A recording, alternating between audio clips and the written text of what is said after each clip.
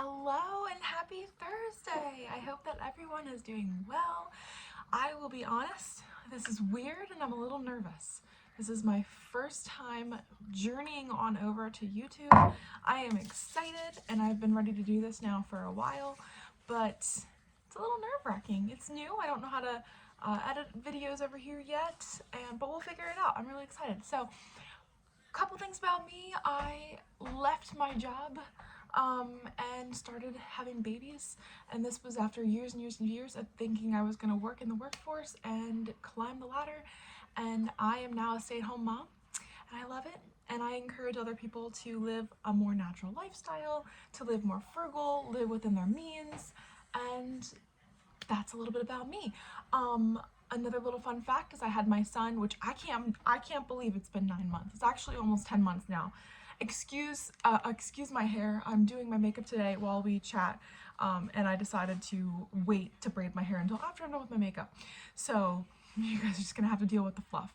But I had my son 9-10 months ago at home in a birth pool, and this was after a pretty traumatic first birth. I don't want to say traumatic just because a lot of women have experienced more traumatic things than that, and I don't want to dismiss that at all, but for me it was not what I had planned, and it was really hard to overcome, but by God's grace and from a lot of other peers I was able to overcome that. I just want to share a little bit about our second birth today.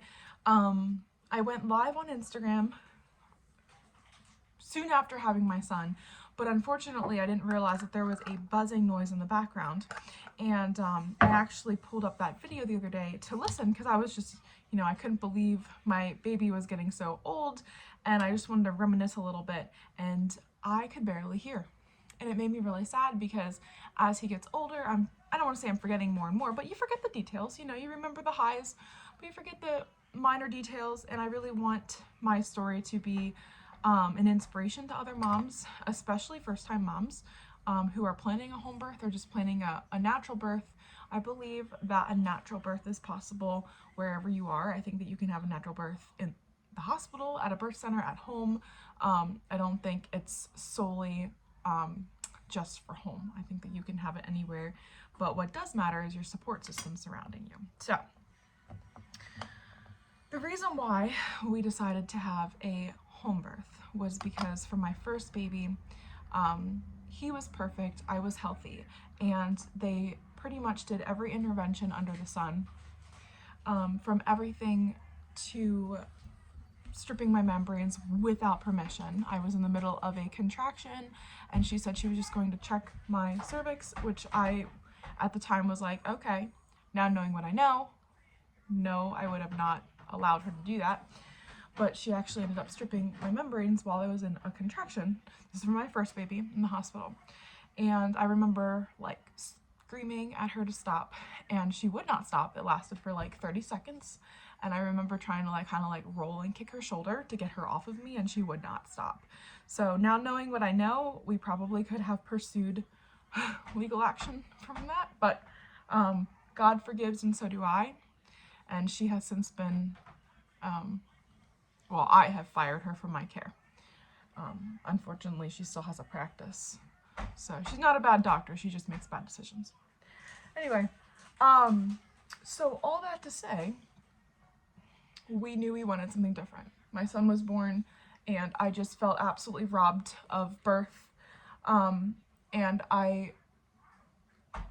the gift of social media is that you get to see everybody else having their dream home births, and I really did question. I was like, Lord, can I do this? I really want to do this. And the more we prayed about it, the more God brought people in my lives,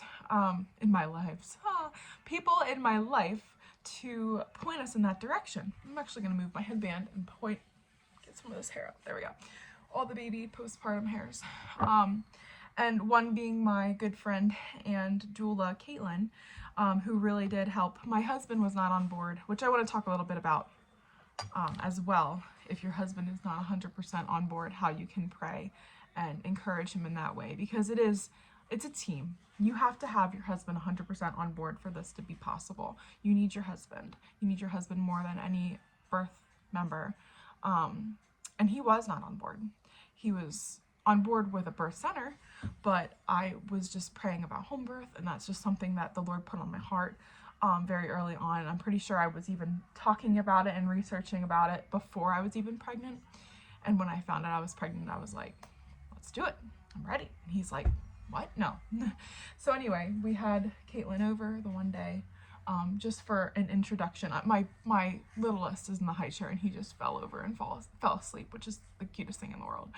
I was wondering if I was going to be able to do this video without being interrupted.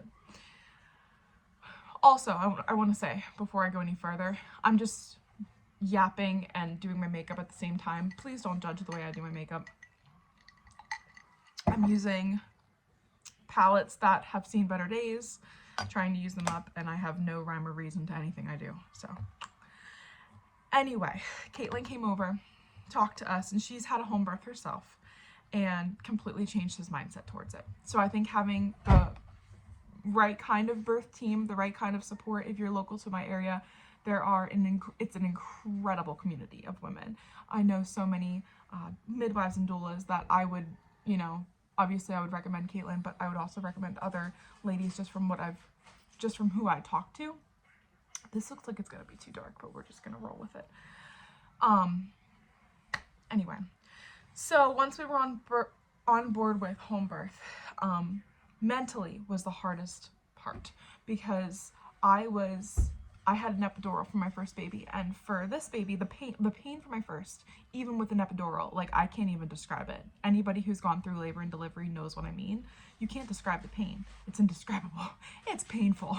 And I was scared. I was genuinely scared. Like, my first labor was over 24 hours, and leading up to having the epidural, I mean, it was one of those things where, like, I reached the point where I'm like, yeah, I'd be okay if I died right now. Like, it's that painful. Like, at that point, I didn't have earth-side children, so that's why, like, I'm like, just take me out now. Like, this is ridiculous. Like, give me all the drugs. And I just knew, I'm like, I think I'm weak. I don't think I can do it. Like, I know our bodies were made for this. I know that women have been doing this in ancient times, but I think that I have been so conditioned to think that an epidural is needed to give birth that mentally I'm not strong enough. So my entire pregnancy, I focused on prayer. And even if you don't believe in the Lord, I just want to encourage you, because I did grow up in the church, but I see both sides. If I did not believe in the Lord, I think after birth, I would have started seeking, because I did go through birth, obviously, trusting the Lord, and my faith is what ultimately carried me through. But you reach a point where you hit an out-of-body experience, and only God can do that. And only God has given you everything that you need and then some to push through. So with that being said, I just started focusing. Like, I just started praying to him, and I started working on my affirmation cards, which I ended up hanging in our living room, in our birth space. I set up our birth space long before even the third trimester. I'm pretty sure I was in, like, oh gosh, maybe like mid-second trimester when I started setting up our little birth corner with our string lights and everything. And my husband was on board, and it was just funny when we would have guests over. They'd be like, what is this? And I'm like, oh, I'm only 20 weeks pregnant, but this is where I'm gonna have my baby, one of those things. It's a good conversation starter. So that's what I did, and I just prayed, and a friend recommended the book, and I should have it in front of me, but I don't. Hopefully that didn't. Okay. It's called Birth with Joy, and I forget the author, but if you Google, Amazon it, Birth with Joy, you're going to see a little book. It's very thin. It's like a devotional with little baby feet. And again, if you're not a believer, I just want to encourage you to have an open mindset towards that, because I'm not like some crazy religious knuckle case that's like, you need, like, here's the Bible, let's hit you on the head with it. But seriously, I don't know how you're doing life without Jesus. And if you ever need to talk about that, please don't hesitate to reach out and ask. I'm definitely not a preacher. I don't explain things very well, but I do know from personal experience that I could not do my life without Jesus and his grace and love. And I don't want anybody to have to do life without Jesus. So anyway, so I just started praying, and the Lord just changed my heart, and it got to the point where the fear left, and the comfort came in and I was ready. We went to 41 weeks pregnant, and we did, don't tell him to wake up, he's sleeping. Shh. My toddler goes over to the baby, he's like, wake up, wake up. My first son came at 38 weeks. So by 38 weeks, my house was clean, I was ready. Joke's on me. 31 weeks is when, 41 weeks is when he decided to make his arrival, and I tried all the things. I tried the raspberry leaf tea, which I do think that raspberry leaf tea does have a lot of benefits for women, whether you're pregnant or not. There's a lot of hormone balancing benefits and everything like that. I don't want your face in here, so you're gonna stay over there, okay? You're gonna try to take all my things, aren't you? Thank you. Do you want this one? This one, you can have that one. So, can you please stay down? Thank you. Do you want this? Do you want this? I didn't think about this. Again, I don't know how to edit my videos yet, so I'm scared to stop it and interrupt. On Instagram, he's getting excited. On Instagram, it's easy because it's just like, oh, stop, edit, boom. You know, one of those things. Good job. I gave him a balloon. So, wow, did I lose my train of thought. Okay, 41 weeks. So I tried all the things, and I even tried castor oil, which I would not recommend. It did not do anything for me other than make me incredibly sick and caused me to sit on the toilet for hours. And in that moment, I was praying that I did not go into labor because I was so weak. It stripped me of everything I had eaten the last 2 days. I was incredibly weak. If I would have went into labor, I don't think I would have had the strength to get through labor. And I'm very grateful that it didn't go into anything. Would never recommend castor oil. So anyway, the day that I relaxed, which everybody's gonna tell you this, the day that you are fully relaxed is going to be the day that baby's gonna come. So I was actually at my mom's all day swimming with my family, and I had predominant labor for weeks, so I was crampy and I thought nothing of it. I'm like, oh, it's just crampiness, whatever. But we did, it was getting late, it was like 6 o'clock, and I'm like, I really should get home. Like, I don't think it was that late. It was probably earlier than that, and I was like, I really need to get home. I need to start dinner. I had to pick something up from Marketplace. I had tasks to do. So anyway, I'm driving, and as soon as I get into my air-conditioned car and start drinking water, the contractions actually picked up. And I was like, what's going on? And they were not uncomfortable at all. I will just say that. They were just normal, but they were strong. Like, it made me enough to notice them. So I had called my husband. I was like, hey, just giving you a heads up. And at this point, we're 41 weeks. So, you know, like, anything is something. And I'm like, just giving you a heads up. I do have to run to, you know, Pennsburg, pick up something from Marketplace. Are they good? No, mommy's using it right now. Okay. And he's like, okay, like, no worries. And he's like trying not to get too excited as well, but like he knew way before I did that it was active labor, not active labor, but like almost active labor. I'll get into that then. And he was just like, just get home as soon as you can. Cause I was like, oh, I should get groceries and stuff. And he's like, no, like, just come home. No big deal. I was like, okay. So I got what I need, come home. And yeah, it was contractions, but I was excited, but I knew for my first baby, that my labor had lasted 24 hours. So I was trying not to really think about them too much. I was trying to ignore them as much as possible, you know, get things done, just because, you know, every time I tried to pay attention to it too much, they would stall. At least that's how it was in earlier weeks. And we did dinner, had a full dinner. We had steak, potatoes, the whole 9 yards, which fuel. Now looking back, that was probably the best supper to have before having a baby. Especially for like the extra iron, for loss of blood and anything, but, sorry, I'm like not paying attention to what I'm doing. Yeah, and then I was putting my son to bed, which because I knew it was labor, I was kind of like emotional, and I was like, oh, this could be like the last night you're an only child, you know, one of those things. And I was on my way to take him upstairs. No, thank you. I was on my way to take him upstairs, and I had a big contraction right before I hit the steps. And that was the first contraction that I was like, I had to breathe through. And because he was talking to me and I ignored him, because I was breathing, he got scared and started crying. And like, I was wearing my bathing suit yet. because we had like come home, done dinner, and was doing bedtime all in like the same hour. Can you please be patient? Thank you. Thank you. One more. Look, my eyes don't look even. Mommy has to fix it. But anyway, so I didn't really want him to see that. I wanted him to go right to bed. So I took him up, I nursed him, I was still nursing him. And while I was nursing, I had a couple more contractions, but they weren't, I don't want your face in it, but they weren't that big. Do you want this? Here, you can have that. Okay. Anyway, so he went to bed, and at this point, my husband, we had the birth pool, and we had all the equipment right in the pool, right in the closet, right by our birth space, our living room. And he actually started pulling things out, which I did not want him to pull things out. I don't know if I want to use this or not. This is kind of yucky. I didn't want him to pull things out because I knew that if I started expecting it to pick up, it would stall. But he started pulling things out anyway, and I'm glad he did, because I got down from putting my son to bed, and every evening I like to clean the toy room and reset, and I was actually in his toy room setting up for the next day, and my water broke. And my water broke 24 hours before I had my first son. So I was like, oh, no big deal, no big deal. I could still work through contractions, you know. And I told my husband, I was like, hey, like, can you bring me a towel? My water broke. And he's like, oh my gosh. He got so excited. He was like, let's go. I don't think he was really, well, he was excited, but he was also like anxious. And we updated my midwives. We updated Caitlin. At that point, Caitlin was like on her way over. She's my doula. She lived really close by. My midwives lived a lot further. I also wanted all of my family to be here. So we updated all of them. Okay, stop. Stop. What do you want?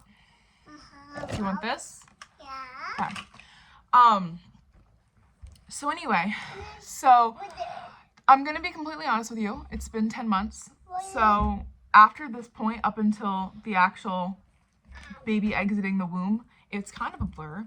I do remember my midwife, my doula Caitlin, she was doing counter pressure on my back, and that was amazing. Where did my mascara go? Oh no. That's like the last step of the puzzle here. Dude, there you go, got it. And that was amazing. I will say I had an exercise ball on the floor, and majority of my laboring was on my knees over the exercise ball and just rocking my hips back and forth. If you're pregnant, please consider this. Please, if you don't have an exercise ball, or like you don't have one at the center that you're going to, which they always have one, so I wouldn't worry about it. But it was my saving grace. Like, without that hip movement, I really don't know how much more painful it would have been. And then Caitlin was behind me pushing and doing the counter pressure. Amazing. It was not painful. At this point, they were hard, they were pressure, but it wasn't like, I don't know if I can do this. No, it was like, that one is done. It's like a wave. It would gradually get stronger. At the very, very peak is when I would tell myself, relax, surrender, open palms, open mind, open jaw. And that word surrender was my key word. At one point, I just remember thinking, like, hands open, like surrendering everything to the Lord.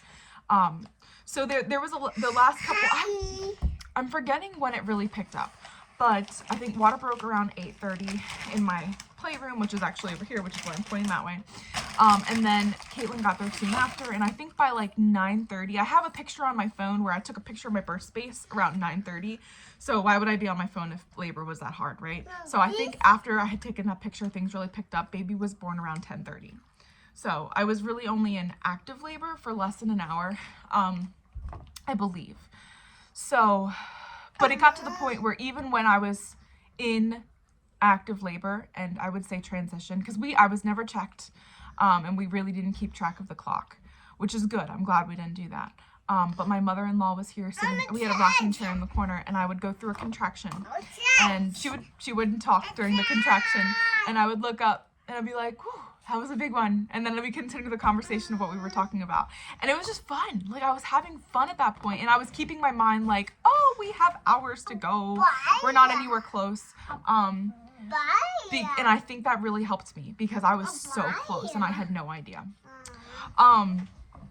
So once it got to the time of pressure, like intense pressure, I felt like I had to go to the bathroom. I was still in my bathing suit. And I remember telling Caitlin, like, I have to go to the bathroom because I was so fearful about pooping in the water, which at this point, no, I did not poop in the water, as far as I know, but don't care about it. If you're worried about it, don't, because first of all, if you have a good midwife or a doula, they're not even going to tell you. That's why I say I don't think I did, but like I wouldn't even know. And second of all, if that happens, it means you're pushing right. So, but anyway, I felt like I had to go, and I felt like if I went, it would make room for the baby. And I also wanted to change. The pressure I was feeling was the baby. And can you please stop? Do you want this? Yeah. Then take it. Sorry. I have notifications on and I'm like looking at my friend text me. Anyway, so I was outside laboring the pool. They were filling the pool, and I remember thinking like, this is getting very strong, very intense. I want to get in the pool. And I kind of bypassed the option of getting changed or going to the bathroom. Like, I don't think I'm going to be able to walk to the bathroom without my contractions really intensifying. And at this point, like, if I have to go to the bathroom, they'll have to scoop it out of the pool. And I was feeling waves of nausea. I think at one point I had asked for like a little bucket or something just in case. Like, I was kind of nervous about like throwing up in my living room, and I was like, just in case, you know, but I never threw up. It never got to that point. I was just like, I like being prepared. I feel like if I'm prepared for something, it doesn't usually happen. If I'm not prepared for something, then it happens. Can you please just self-control? Goodness. Anyway, so at this point I ended up climbing in the pool, and I remember my doula Caitlin telling me that, by the way, I always get mascara on my lid and I don't even care. She said if you get in the warm water, it's going to slow down contractions. And at this point I'm like, awesome sauce. Like, let's slow down contractions. Like, it wasn't, at this point it was, I'm not gonna lie to you, it was painful, but it was doable pain. It was progress pain. Where it almost kind of felt good after you came out of it, because you're like, that felt like baby moved down, like one of those things. Which I know that's gonna sound strange to anybody unless you've experienced it, and then you're gonna be like nodding with me and you know exactly what I'm talking about. I'm gonna get everywhere. Anyway, so we got in the pool, and there was only a few contractions after that were the same as outside of the pool, and then they like doubled, and the pressure was insane. Like, I can't even describe it. It literally felt like my entire bottom was just about to break, and that scared me. Like, that was the first thought, like, I can't do it. I don't know. And the midwives were not there. My family was not there. Caitlin has tons of experience, so I trusted her. Like, I wasn't scared to give birth without the midwives, but like, I was in disbelief that it could be anything positive because it was happening so fast. I was like, there's no way. Like, I'm scared. Something feels wrong. I wasn't checked up till this. I wasn't checked at all in any of the labors. I'm sorry I keep nudging his head away. I just don't want him in the frame. And I didn't plan to be checked. Even if the midwives were there, I wasn't going to be checked. But I remember Caitlin just telling me, like, everything is fine. It's just your body working. It's baby descending. Like, just surrender. Just relax. And like I said, a lot of this is a blur. We did film our birth video, and the audio is fantastic. It is a little bit, for me, hard to watch just because, like, it's such a vulnerable state. And whenever I watch it back, because Lord willing, we will have more children in the future. So every time I watch it, I can picture like going through it again, and I just feel those same emotions. I'm like, oh my word.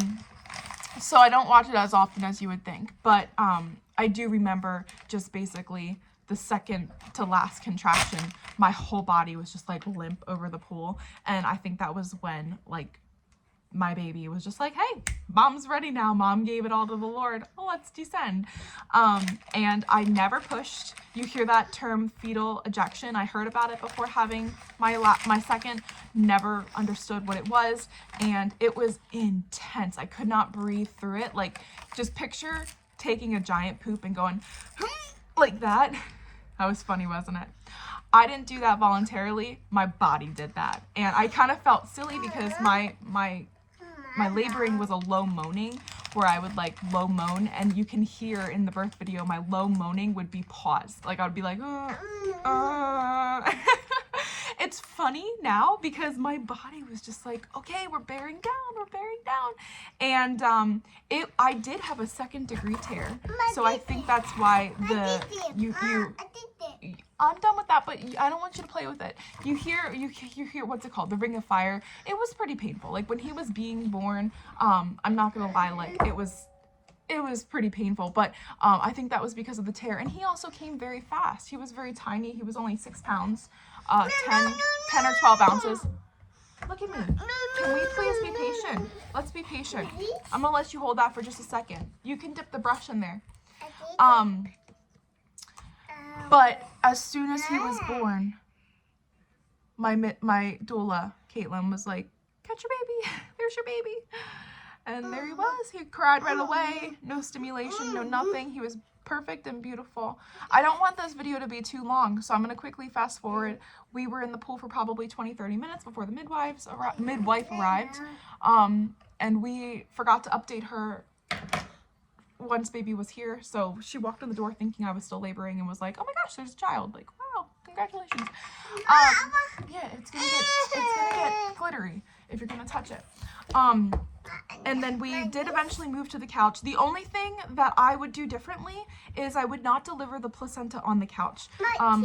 It felt very rushed. On my birth plan, I did patience. On my birth plan, I did say that I did not want to rush the placenta, but I understand the risks, and I understand that midwives have a certain protocol where they need to suggest like getting placenta out. Again, I'm fully aware my hair looks a mess and I don't even care. So I respected that. We got out of the pool. It was probably an hour later, and the midwife was like, hey, can we please, like, not please, but like, let's just encourage this, you know? And I told her, I was like, I'm not ready. And then like 10 minutes went by, and then I could tell in her face that she was a little bit stressed about it.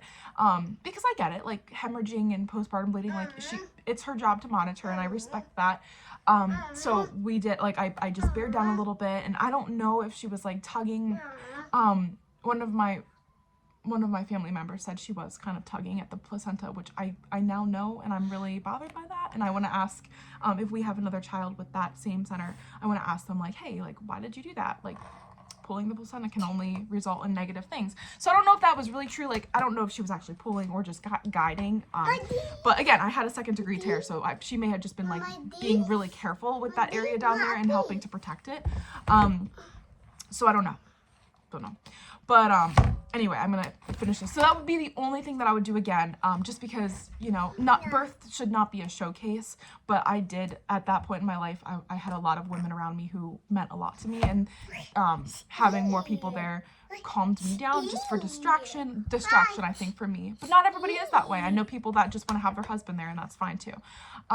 So because I had pretty many people there when I was delivering the placenta and getting stitched, and that, in the moment, I didn't think anything of it. But looking back, I'm like, oh, that was kind of a little awkward. Like, I have to do life with these people now.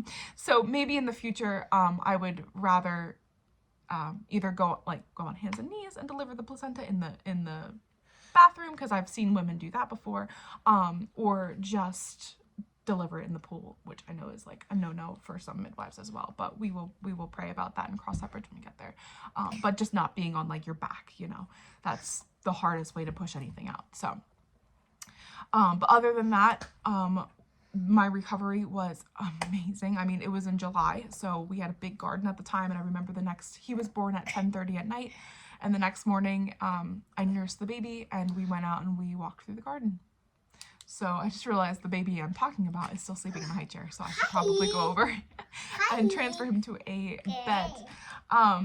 But it was beautiful. I did end up getting stitched. I know some people don't stitch even for 2nd-degree tears, but I live a very active lifestyle, and I'm always doing stuff, and I knew that I could not put myself on rest. Rest is very important after having a baby, don't get me wrong, but I knew myself, and I'm like, there's no way in heck that I can lay in bed for 6 weeks and let this heal naturally. So, but she did a fantastic job, and within just a few days I didn't even feel the stitches anymore. And I shared this in my live on Instagram as well, but I did use a different approach when it came to healing, because my first baby I used a lot of ice and Tux pads and like lidocaine spray and numbing spray, and I don't want to say don't use that, because I know there comes a point in pain where you're like, I need that, and that's fine. You know, you birthed the baby, heck, use what you need to. I'm not gonna kill you if you need to use ibuprofen, like, do it. But this time around I used a lot of heat, and I actually did sitz baths, and my doula Caitlin made these amazing herbal mixes at the time to put in your sitz bath. And I shouldn't say at the time, she still does make those, but and I did a lot of that, and like witch hazel spray with lavender. You're being silly. And my recovery was night and day different. So do with that information what you want to, but Lord willing, for a third baby, that's what I would try to do as well. And I will be honest, like, having that experience makes me not want another baby. And I don't want to say that because, you know, it's always up to the Lord. Like, God's in control. But it was so beautiful and so perfect that it makes me nervous. Like, how can you go through that again? And I know that home birth has a lot of risk. Hospital has a lot of risk. There's risk everywhere. You have to pray about it. Trust your intuition. Trust your care team. I would never free birth where you don't have anybody present, because there's always a risk of, what if this happens? Like, we had a plan. I had three birth plans: home birth, hospital birth, transfer, and C-section. And all three of them I prayed over, and I was okay.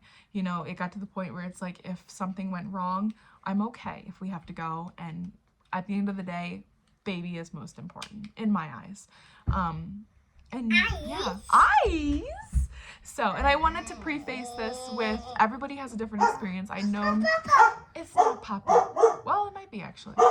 We'll have to go see.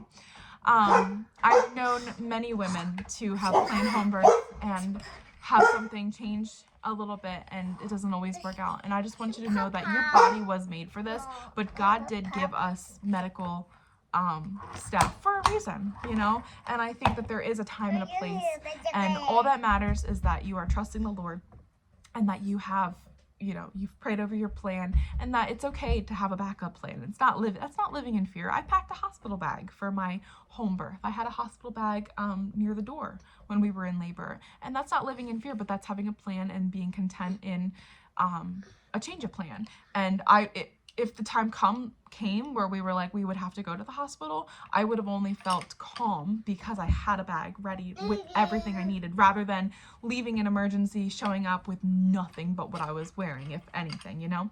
So anyway, but I love answering questions. I did a lot of this question and answer on Instagram soon after having my son. So since it's like half a year towards a year later,